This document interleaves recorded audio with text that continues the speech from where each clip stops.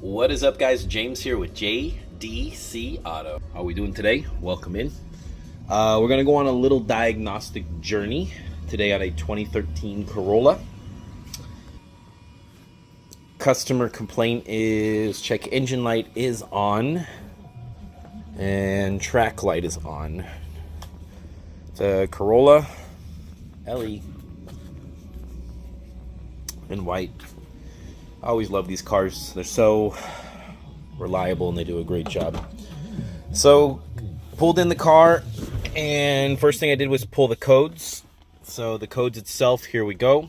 We have a P301 cylinder 1 misfire, catalyst system below threshold, engine stall history, rough idling, and then obviously these have history and repeat of all the same things. So we have basically 3, maybe 4 codes: rough idling, engine stall, catalyst system, and P301 cylinder misfire.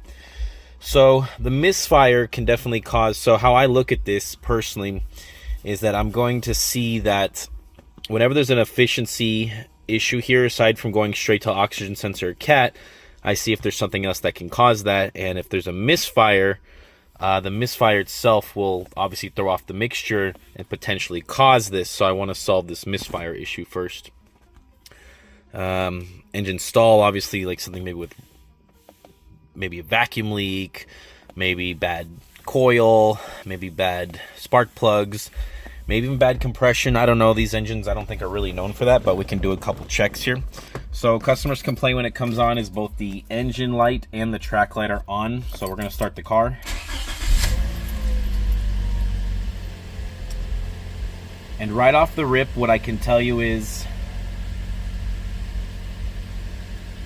I do not feel any type of misfire or shaking. And we can also verify that as well as if we're going to go to live data here. But nothing is misfiring or shaking as of right now. I also potentially look at a couple other things. So I will tell you that this car was here before, and I swapped coil and plug to 2 different cylinders so that we can see if it changes, and it was still on cylinder 1.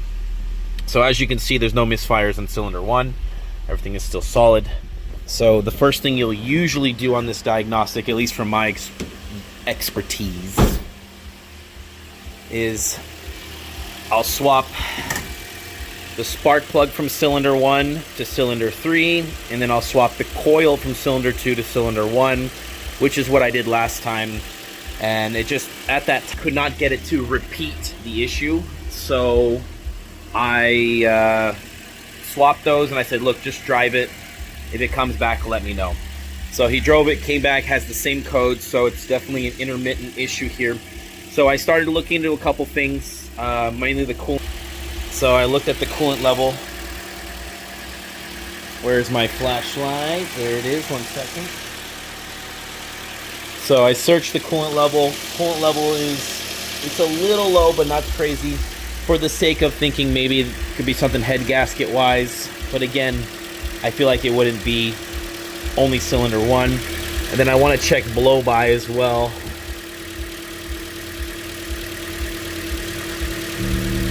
Which this has a pretty good amount, you know, the blow by is pretty good on this. It's not terrible, but that's pretty strong. I mean, being that it's 150,000 miles, I might take it for a drive and see, visually inspect first of all, just for any type of vacuum leaks, usually from this hose here, usually from any of these hoses. And another good way you can check as well is if you want to grab a can of brake clean and just kind of spray around the engine bay, around the intake, and just see if the engine hesitates, vibrates, anything like that. Around here.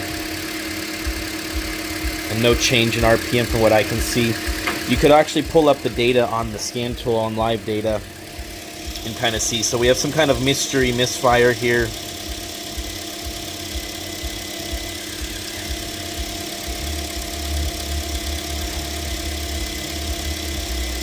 So, but as you can see, nothing is misfiring.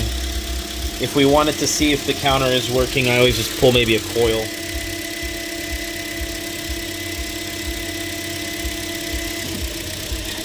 There we go.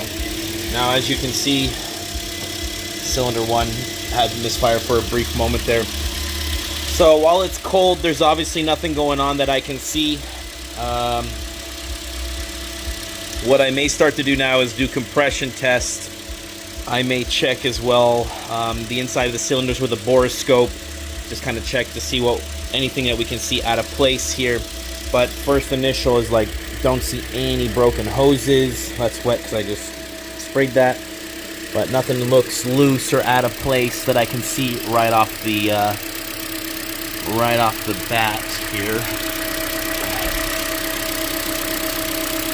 Surprisingly, the hoses and everything look pretty well maintained on the car. The car is very clean for year and miles. So anyways, let's get to some next tests here. We're going to, I'm probably just going to go ahead and borescope, because cylinder 1 is the one with the issue. I'm going to borescope it and pull cylinder 2 as well. So let's get to that. So to pull these off, it's fairly simple. You have a 10mm bolt, and then you have a little connector here. You just press this connector and pull up. Let's pull these off. I'm going to do number 1 and number 2 here, just to kind of keep it easy.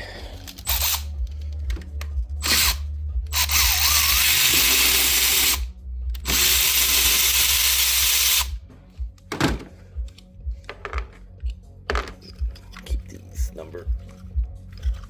Yeah. And these coils actually don't look that old.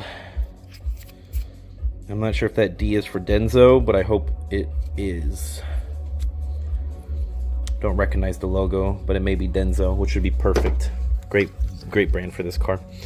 Sorry, I'm totally filming not the right area.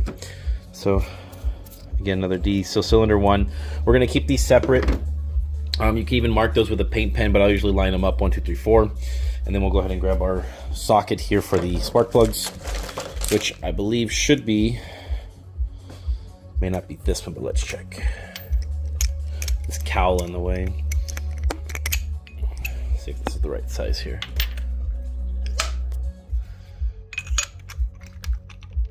It is not the right size, so these are probably a little smaller. So let me grab the smaller size here, and then we'll come back with that. So this is a 13mm.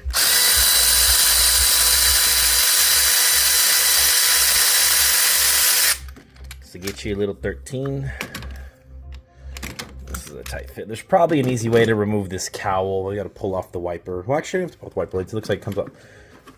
I'm making my life harder. Probably take off this cowl real quick, but anyway, so it's a 13mm. Pull out the spark plug, and we'll check that out. All right, so this cowl wasn't held in with anything, but it looks like there may be some clips here and there you might need to pull, but once you get it out of the way, it's super easy. Now you have room here. So it's a 13mm. Let's get you a, oh wow, 14. Sorry. So it's 14mm.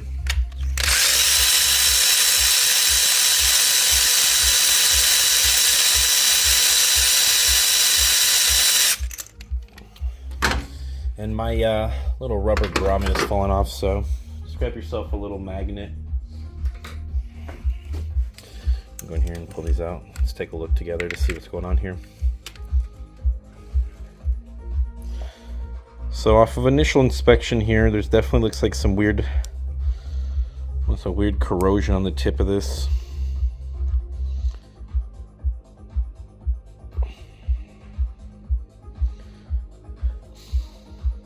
Based off the smell, I mean, it's running clean as of right now, but let's go ahead and borescope that, and let's compare it to cylinder 2.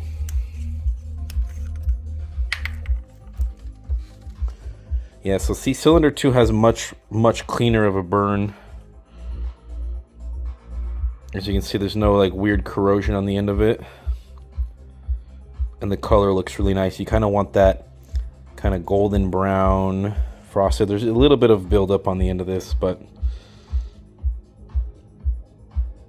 nothing compared to cylinder 1. So if we put these together, we can kind of look to see kind of what we're looking at here. You can kind of see fairly big difference on the electrode there. So you see that one has some build up as opposed to this one. May even pull 3 and 4 just to kind of compare as well. But that's already a first sign of when you see uneven wear, you kind of want to take notes of that. My borescope is here. Let's go ahead and pull this out. So we'll borescope the cylinder real quick. We'll pull out cylinder 3 and 4 and also compare that just to kind of see what that's also looking like. So flip this open. Let's see what's going on down in cylinder 1.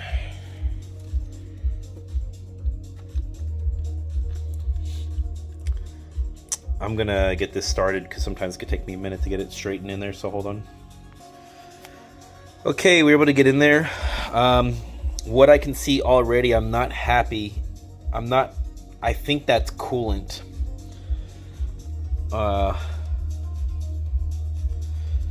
Coolant or oil.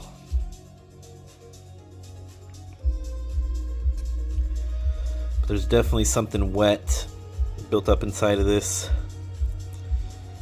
which already isn't a good sign here. So that's already something a little bit concerning. So we'll look at cylinder 2 to see and compare. I want to try to get a sample of whatever that is, but visually looks potentially just like, looks like oil. Could be coolant, but there's no real way to get a good sample of that. So, but you can even see there's even around the edges here where it's kind of cleaned up. I tried to move it. So there's some carbonation cleaning up here. So either it's ring wash, a little bit of oil getting by, but the cylinder, again with that there, amount of moisture just after a run, makes me think it could also be fuel. If you think about it, it could be a leaky injector. The injector's just leaking away. But let's compare to cylinder 2 so we have a good base.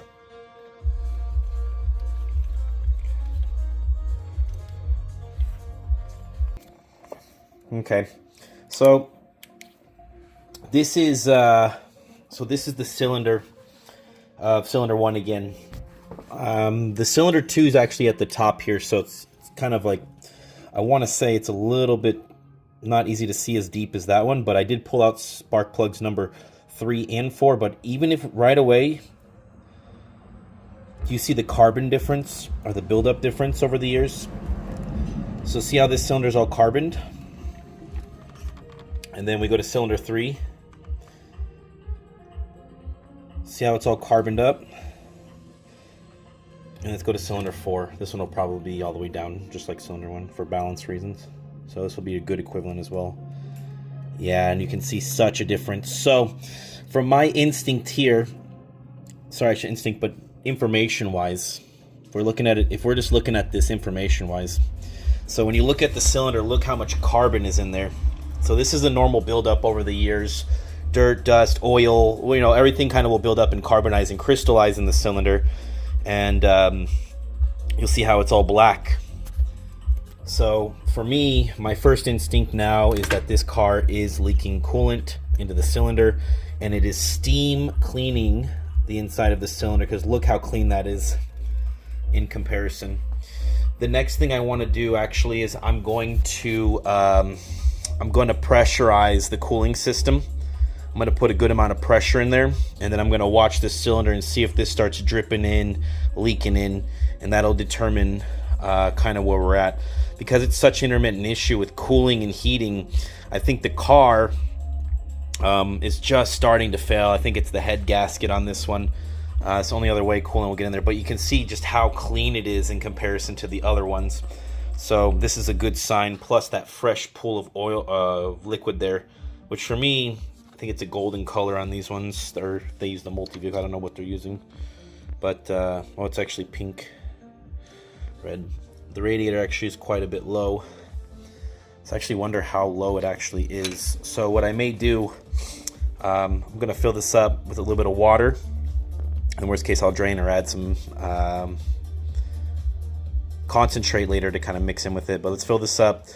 Not tip top, but I just kind of want to get a gauge of how low it actually is. And number 2, I'm going to get my pressure tool, pressurize the system, and see if I can get this to leak in here a little bit more. But like I said, my instinct first of all is, you can see just how steam cleaned it is compared to the other ones. You can go back and pause it and see that's how dark and carbonized up the other 3 cylinders are.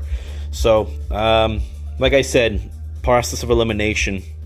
Last time this was here, I swapped coil 1 to coil 2, and then I swapped spark plug 1 to spark plug 3. So those got swapped spark plugs, those got swapped coils. So if it was any of those, the Misfire code would have moved over to either 3 or it would have moved over to cylinder 2. So and then I had the customer come pick up just because I could not duplicate it. And to be honest with you, you know, I usually don't go this deep into it when it's a first one, just kind of want to diagnose it, but I couldn't even get it to do the same thing. And it was the first time seeing the car as well, so I don't know the history of it. So the client, I erased it, drove it, no issues, came back just this morning. So now we're going to phase 2 of diagnostics. So, but again, that's kind of a concerning issue here. So going to put coolant, or sorry, water, get my pressure tester, and we'll be right back. All right, guys, bad news. Look, coolant is leaking into the cylinder. Just added it. We weren't really super low, but look, you can see the coolant dripping down the sidewall. Well, there's our diagnostic and problem here. So I'm going to give a customer a couple options here. This usually is just a new cylinder head gasket, timing chain. It's kind of a half rebuild of the motor. But with the miles and the amount of blow-by that I'm seeing on this car, it's almost like you kind of want to do like a reman engine or something. I'll see what they're wanting to do, if they want to spend the money on this car or not. But we have our issue. We found it. We diagnosed it. So I'm going to contact the client and see what they want to do. This car does need minimum a head gasket, but I think slapping a head gasket on it will be fine. I'll see what their budget's about, you know, if they want to do something simple or if they want to get into something a little deeper, if they want to put a new engine in this or a reman or even another used. Minimum, we'll start with the head gasket, timing chain, just whatever I get in there and see what's original. And yeah, so let me see what they want to do. But yeah, just so you guys know, that's easy way to diagnose a cylinder 1 misfire on this 2013 Corolla. If they do decide to move on, there'll be another video about the install, but that was just to help you guys follow the diagnosis process of figuring out. So this one specifically has a coolant leak and what signs to look for. So thank you for watching. Like, follow, share, subscribe. We'll see you next time.